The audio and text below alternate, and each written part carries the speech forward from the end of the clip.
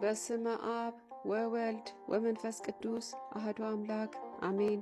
መጽሐፈ ሲራክ ምዕራፍ 7 ቁጥር 30 እስከ 36። በፍጹም ኃይልህም ፈጣሪህን ውደደው፣ የሚያገለግሉትንም አትተዋቸው።